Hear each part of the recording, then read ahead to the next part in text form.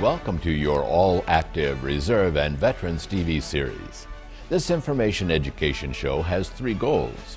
Tell who military veterans are, share about all organizations, auxiliaries, their programs and officers at all levels, and tell about memorials in all the cities we serve in this network. The VA system, state and county officers, hospitals and state homes are also featured. Please do check out our websites. Share your program ideas and concerns via the contact information on the show. We open each month's show with a patriotic theme.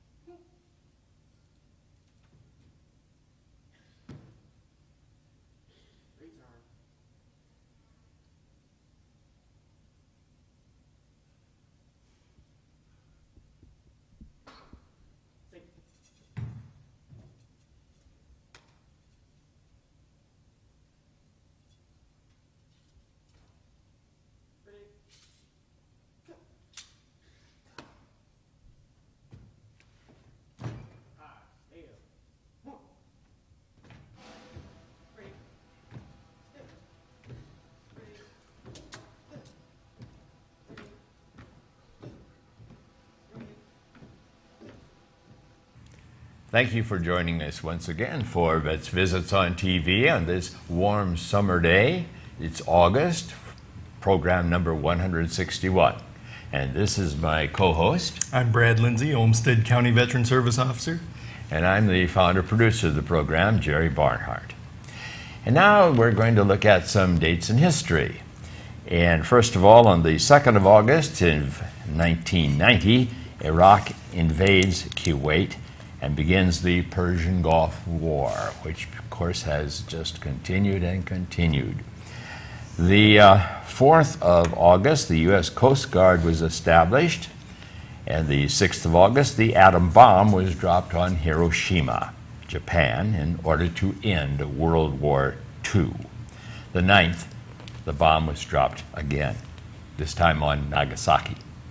And when I was in Yokohama and shipping over to Korea, that was a trip. We went by Nagasaki and saw the remains.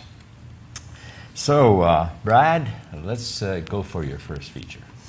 All right. The U.S. Army's 1st Cavalry Division is based at Fort Hood, Texas, and nearby is the headquarters of the 1st Cavalry Division Association, which has an annual reunion.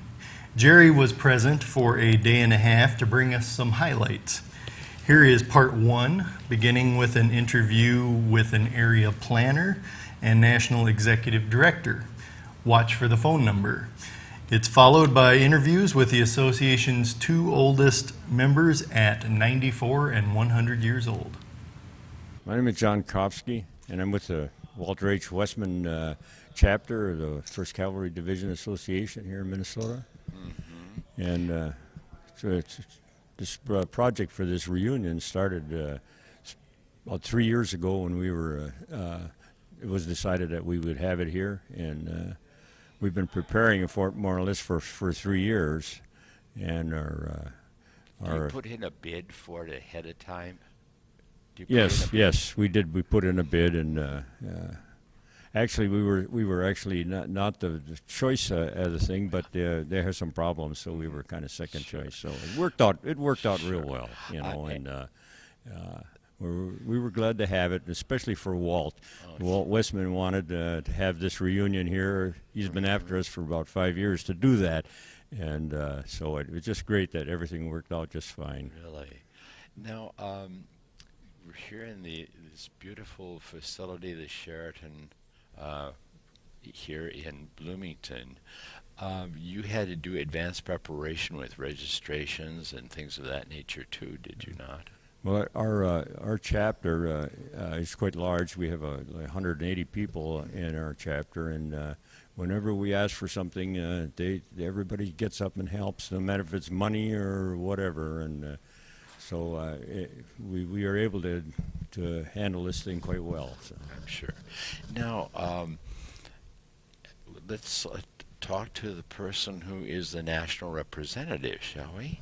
So Dennis Webster, he's a I don't know, what's your executive director of the association, and the headquarters down in Copperas Cove, Texas. Okay, Mike, thank you. Well, good morning, sir. Good morning. And thank you for letting us be a part of this event. You have been in the executive office position for how long? Since 2002. Started working there in 2002. And basically, what does that entail? Well, it starts, as far as these reunions are concerned, with the bid process. We send out the information to the local chapters. They go work with the Convention Visitors Bureau to find a hotel and facilities that will support what we ask for. Prepare a bid and send it in. Then I go out and evaluate each of the sites, write up a synopsis of each site location, and then our membership will vote 3 years before the reunion where to hold it. And as John said, Bloomington didn't win, but they came in second place. We had problems closing the contract in the site that had won the bid. That chapter then pulled out, and we decided to come to Bloomington, and it's worked out just fine. And it's been wonderful having this sizable number of people here for this experience. We had 716 people here over the 5 days that we've been here. 716.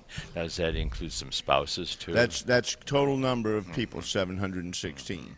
What are some of the areas that you've had available? We were in the bookstore for a while. Well, that's out of your office too? Well, the souvenir shop is actually part of our Cross Sabers chapter, which is the chapter at Fort Hood, Texas, and runs the souvenir shop in the museum. And we ship a portion of that shop up here to all our reunion locations. And the idea being that the people out in the different parts of the country are looking for the Cav stuff, and it gives them a chance to look and touch and not just do it on a internet connection or a catalog. Right.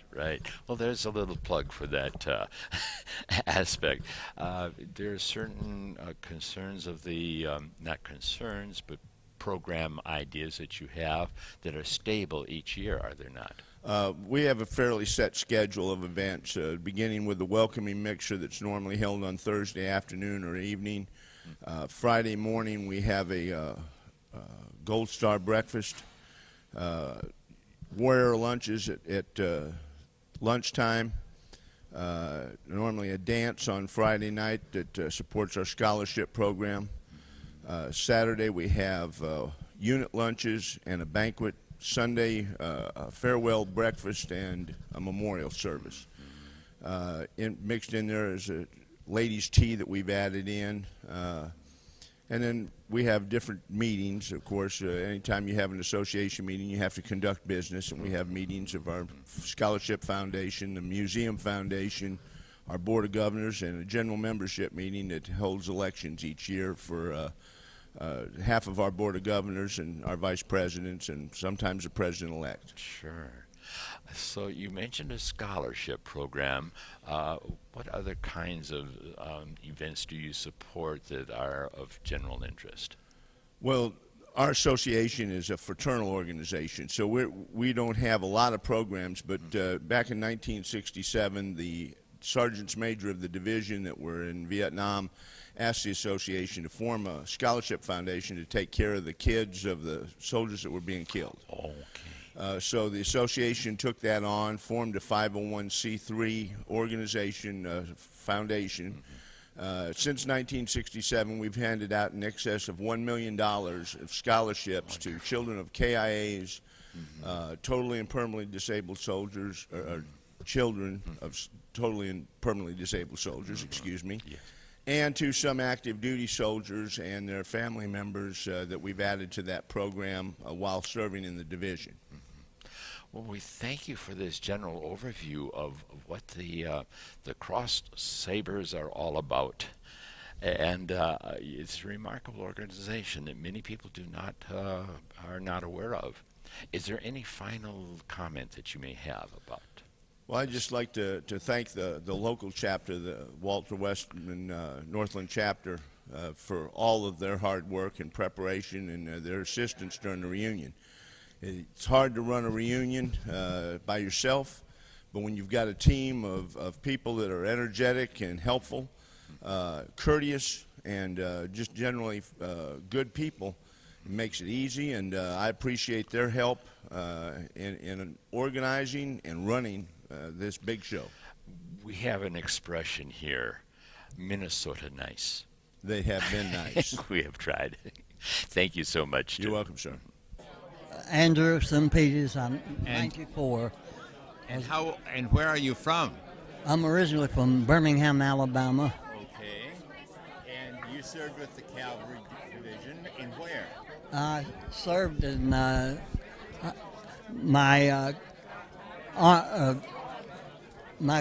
service in the cavalry began in 1938. In 38? Yes, sir. Okay. So you weren't actually in World War I then, were you? I was it's pre-World War II. Pre-World War II. Right. And did you serve in Germany?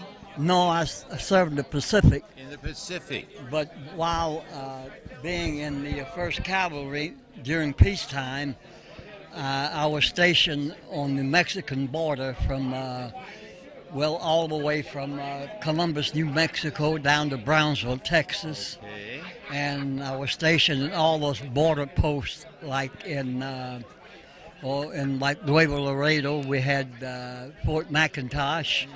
And then we had in Rio Grande City, there was Fort Ringgold. And then we had posts in Fort Bliss and El Paso, and all the way down to Fort Brown in Brownsville. And we patrolled that border while we were on peacetime duty with the cavalry. Okay. And we were 100% horse cavalry until 1943, when we were dismounted and the horses were done away with, and the cavalry operated as a infantry unit, combat infantry. Yes. Now, I'm amazed you fit into this uniform wonderfully, don't you? Well, I'm lucky. I'm not the same weight You're that in good shape. that I was when I. Can we focus down on these shoes, on these boots? Right. Focus down on the boots. Right. There's another buddy here. Oh, Okay. oh, excuse us, please. Excuse us. We're on the air. Okay. Okay. We were just offered some treats. Wasn't that nice? Okay. Well, thank you for sharing with us, Sandy. Thank you. And what rank were you when you were discharged? Well, I was first lieutenant. I was discharged, but I was in a private when I went in. And I am, at the present time, declared legally dead. Are you? Yes. I have a death certificate, and my name is on all the monuments that have the names of the soldiers that were killed. How can we get you resurrected? Well, it's happened before. You know, Lazarus did it. Yeah, Jesus did it. Jesus did it. Right. But physically, I don't know anybody else. I don't either. Well, you got a good sense of humor too, Andy. Thank you. Thank you for sharing on Vets Visits. Thank you. And to our folks here that are at the First Calvary Convention. Thank you. My pleasure. Now, let's talk. I'm sorry we ignored you for a while, sir. All right, And okay. again, your name is Walter Westman. Westman. From where? I'm from White Bear Lake right now, Minnesota. Okay. You live with family, do you there? Or? No, I live with in a senior complex. A city complex. Senior. Uh-huh. Senior, yeah. It's A senior complex. yeah, it's called the Lodge of White Bear Lake. Okay. Yeah. Now, you have a son living there too, don't you? No, he lives about 10 minutes away, though. About 10 minutes away. Yeah. Now, your age officially is? And 100 years old. When did you turn 100? February 4th this year. Of 10. Yeah. Yes. Yeah. Well, now, sir, what is your story? You were in the first Cav, and when did you go into service? I went in the service in 1942. Mm-hmm. And you were up in years at that time, weren't you? I was 32 years old, yeah. You were 33, and where did you take your basic? At Fort Riley, Kansas. Exactly where I took my basic. Is that right? In the 10th Infantry Division. In the infantry division? Yes, at Camp Funkston. Oh, Camp Funkston. About 3 miles away from Fort Riley. But there was a big contingent of horses in stables there at Fort Riley when I was there in 1948. Oh, 1948, huh? Was that of interest to you? Oh. Yeah. Well, yeah, they discontinued using a lot of the horses at Fort Riley when I went there, and we rode those horses over to Fort Function across the field. Mm-hmm. I don't know how many. I think it must have been a couple hundred horses we took down there. Mm-hmm. Yep. There are no horses at Camp Funkston when I was there in 48, but they had some in the stables there at Fort Riley. Now, from basic, where did you serve? Anywhere overseas? Yeah, we went overseas as infantry. Okay. We disposed of the horses when we were down to Fort Bliss. Oh, okay. We only spent 13 weeks at Fort Riley. Mm-hmm. Then we were attached to the 1st Cavalry Division, which was, the home base was Fort Bliss, Texas at that time. Well, where did you go overseas? Went overseas in 43. In where? To Australia. Okay, to Australia, the Pacific Theater. Yeah. And you served with the infantry there. Yeah. So you moved from island to island. Yeah. We went to New Guinea and stayed there for a while. Mm-hmm. And then we had our first campaign was in Admiralty Island. Mm-hmm. We took that I was trying to think of what month it was in 43. Mm-hmm. I don't remember exactly what month it was. But That's okay. yeah. Okay. And then you were discharged in what year? I was discharged in in 45. In 45, Yeah. when the Pacific War section of the war ended. Yeah, yeah. At that time, I was up in the Philippines. Yeah. Well, you served very well, and we thank you for your service also. Well, And this is wonderful that you can be out for this convention. okay. Well, I was glad to have served, of course. Well, we thank both of you gentlemen for sharing with us on Vets Visits, and thank you both for your service to your country. Well, thank you for the interview here. This is great. Thank you for the interview. So thank you. Secretary of Veterans Affairs Shinseki announced a critical step forward to providing easier process for veterans seeking health care and disability compensation for post-traumatic stress disorder, or PTSD, with a publication of a final regulation in the Federal Register. By publishing this regulation, it simplifies the process for a veteran to claim service connection for PTSD. VA is reducing the evidence needed if the trauma claimed by a veteran is related to fear of hostile military or terrorist activity and is consistent with the places, types, and circumstances of the veteran's service. This science-based regulation relies on evidence that concluded that a veteran's deployment to a war zone is linked to an increased risk of PTSD. Under the new rule, VA is not requiring corroboration of a stressor related to fear of hostile military or terrorist activity if a VA doctor confirms that the stressful experience recalled by the veteran adequately supports a diagnosis of PTSD and the veteran's symptoms are related to the claimed stressor.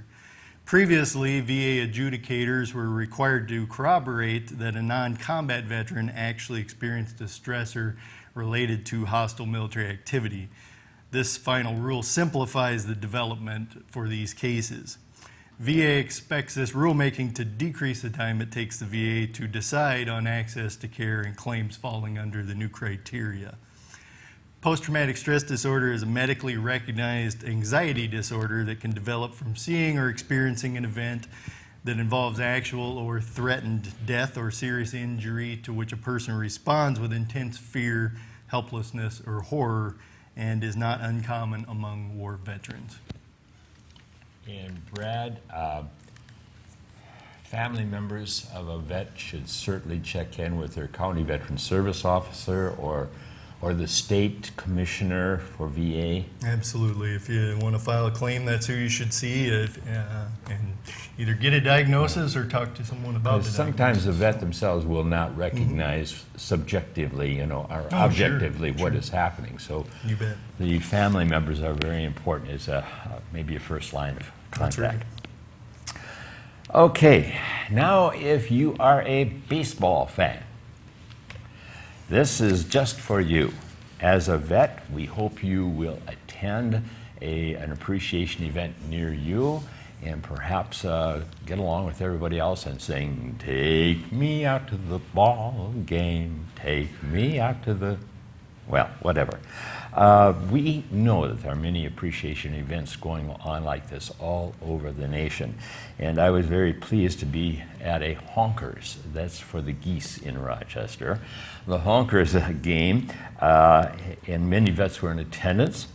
And now we're going to show you a few scenes, and the field announcer will introduce a World War II battle vet, Larry Zimmerman. And we'll also see the American Legion VFW, and I think there's a couple of National Guard personnel for the Honor Guard to bring out the flag. Please welcome Warren Zimmerman.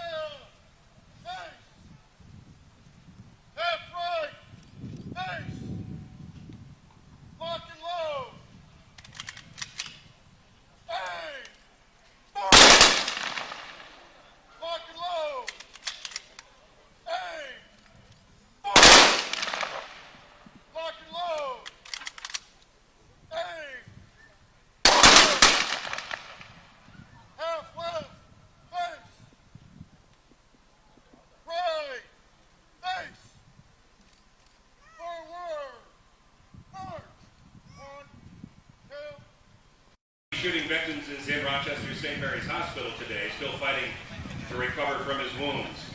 Staff Sergeant Patrick Ziegler, son of a career Navy officer, joined the U.S. Army immediately after graduating from Radford High School in Honolulu in 1999. Staff Sergeant Ziegler just returned from his second tour of duty in Iraq and was preparing to enter officer school when he was shot 4 times, including once in the head. Initially paralyzed on his left side, with much of his skull missing, Staff Sergeant Ziegler has fought long and hard since that day to recover from his wounds. At his side, the entire time was his girlfriend and now fiancée, Rochester's own Jessica Hansen. The daughter of Bill and Lori Hansen, Jessica graduated from Mayo High School in 2006. She was in her senior year at Boston University November 5th and immediately put college on hold to be with Patrick. Now, 8 months later, she's been with him around the clock, helping him fight his way back. Accompanied by Jessica's mom, Lori Hansen, please welcome Jessica Hansen and Staff Sergeant Patrick Ziegler with those famous 3 words in baseball. Let's play ball!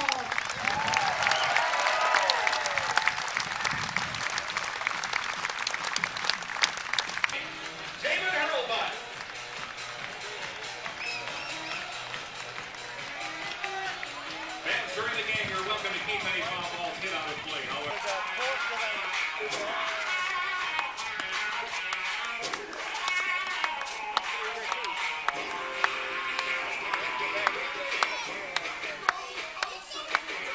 Well, that's the show for this month. No final comment?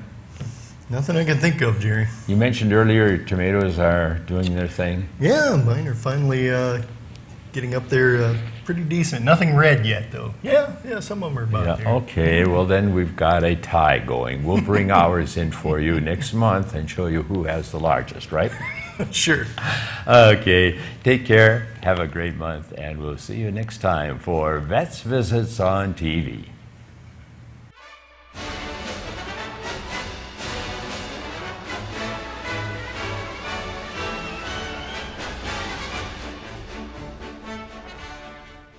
Thank you for joining this month's show. Seen in over 350 communities for over 3,500 half-hour periods. Our websites have additional information about the show and are updated bi-monthly. To contact us, you are welcome to use one of these electronic methods. For all ground mail with questions, suggestions for future programs, you may use this address. Our IRS nonprofit status is 501c3, Information Education. The Minnesota Commissioner of VA and these state-level organizations believe in and endorse Vets Visits. Join us next time, won't you, for Vets Visits on TV.